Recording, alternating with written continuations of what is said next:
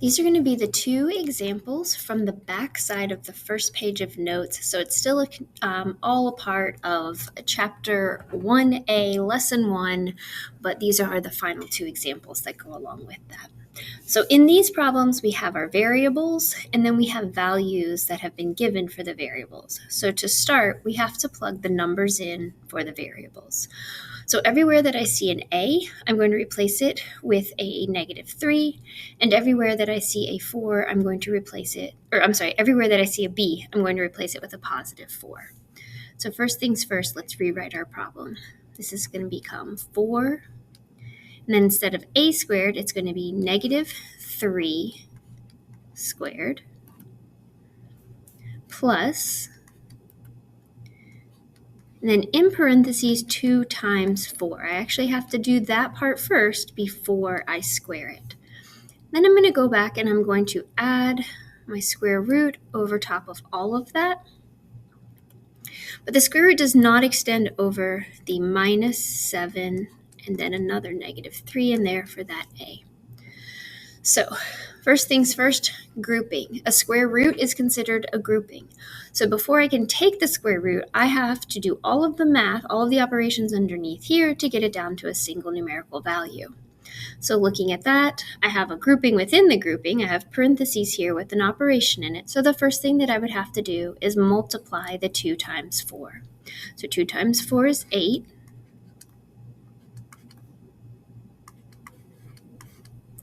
Haven't done any of the other things, so I'm rewriting those parts of the problem so I don't forget to do them. Next within this grouping are the exponents. So I'm going to square the value of -3 and I'm going to square the value of 8. Anytime I square a negative number, I get a positive number. So you have to be very careful about how you put that into the calculator, and we will talk in class about the different types of calculators and the different ways to input those. But -3 squared means -3 times -3, which is +9. And 8 squared is 64. Next within this grouping is this multiplication right here. So 4 times 9 is 36.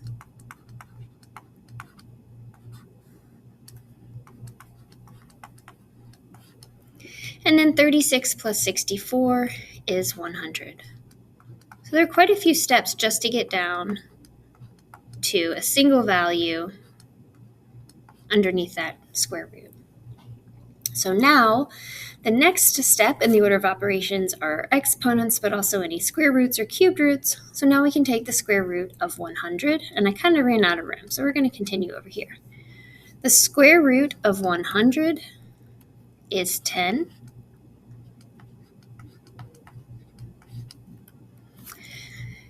Now we need to do this multiplication before we can do the subtraction. And there's a few ways that you can think about this. You can think of this subtraction being attached to the 7. So this is basically -7 times -3, and a negative times a negative becomes a +21. The other way you could think about it is that you're subtracting 7 times -3, so it would be subtracting a -21, but subtraction of a negative also becomes a positive. So in the end, whichever way you approach that, you're going to end up with 10 plus 21, which gives us a final answer of 31. In our next problem, we have A, B, and C values that we're going to need to plug in. So we have 3 times 5 plus 2 times 4 divided by 5 times -1 squared.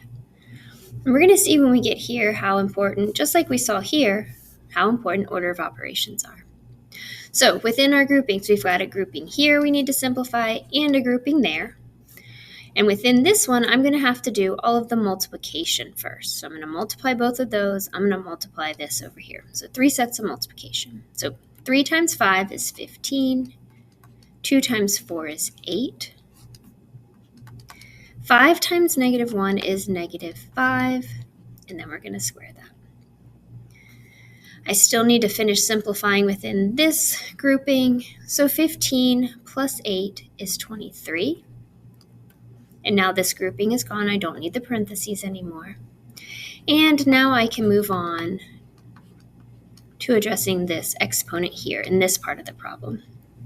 So this is negative 5 squared. So this means negative 5 times negative 5, which is going to become positive. Whoops, that does not look quite right. Let's try that 2 again. Which is going to become positive 25. So 23 divided by 25 is going to be a fraction. If you were to type that into your calculator, you would get a decimal. But in algebra, we want to leave things as simplified fractions as much as we can. And so instead of writing the decimal value, I would highly prefer that you just give me this fraction of 23 over 25. That's actually our most precise answer. That's our final answer. And now you are ready to get started on your work.